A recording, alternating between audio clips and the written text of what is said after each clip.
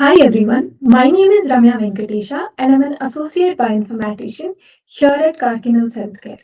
Welcome to the mini series where we're going to dive into one of the most common, perhaps most misunderstood concepts in clinical genomics, the variants of uncertain significance or VUS. The diagnosis that isn't a diagnosis, the result that leaves more questions than answers.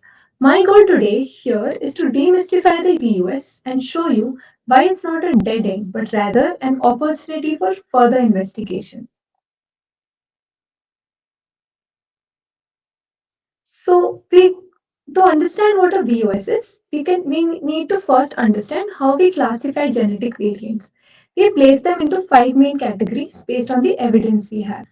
At the two extremes, we have pathogenic variants that are harmful and known to affect the function of the gene, and benign variants that are harmless and normal variations. In between, we have likely pathogenic and likely benign. So these are variants where the evidence isn't quite as strong, but it leans one way or the other based on the moderate and supporting evidences. So where does that leave a VUS? A VUS is a variant for which there isn't enough evidence to classify it as either pathogenic or benign. It's a scientific limbo. It's very important to clarify what a VUS is. So many people probably begin with the definition of what a VUS is. But let's take a different approach. We will start by defining what a VUS is not. A VUS is not a low quality variant. That means a VUS is not a variant of poor quality. A VUS is not a low coverage variant. That means a VUS is not classified as a VUS due to its low genetic sequencing coverage. A VUS similarly is not a low depth variant. A VUS is also not a pathogenic variant that isn't segregating. For the segregation analysis is used, which we will learn in the further slides. A VUS is not necessarily in a negative report. So while a VUS can be present in a negative report, its presence does not define the report's negativity. A VUS can be a novel variant, meaning it's a new variation that has not been previously observed or reported. So to understand again what a VUS is, let me give you a diagrammatic example with the help of a simple weighing scale. So in the first scenario, you can see that there are equal number of evidences for it to be pathogenic and benign, and that is difficult to classify. This is a strong evidence of VUS. However, if you look at the second scenario, a fifth evidence is being added on the pathogenic side, tilting our variance classification to become pathogenic.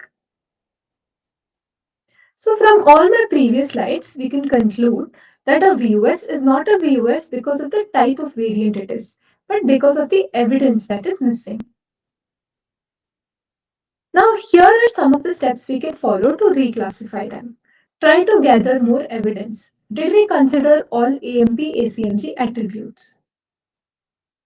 So some of the patient-specific AMP-ACMG attributes we can follow are de novo variant. In this case, it means that the variant is present in the patient but not in either parent. For this, triad studies are required. A patient's phenotype or family history is highly specific.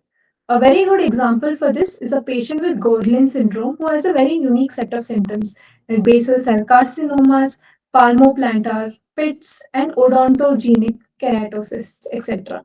So this phenotype is so distinctive that it points to a single gene, PTCH1, as the cause. And lastly, co-segregation in family, which we will discuss in the next slide. Did you consider functional or family studies? So family studies, also known as segregation studies, are one of the most powerful tools we have. The rule here is simple. The variant should be present in all affected individuals and absent in all unaffected individuals within a family. So the more individuals we test, the stronger our evidence becomes. Let's take a look at the pedigree chart here. The males are represented by squares, the females are represented by circles. In this particular pedigree, the type of inheritance being followed is autosomal recessive. So we can see that all the family members having only one copy of the variant are unaffected, whereas all the family members having two copies of the variant are affected. So becomes a very strong evidence. Reassess over time.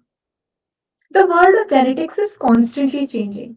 A VUS today may be reclassified as more and more data becomes available.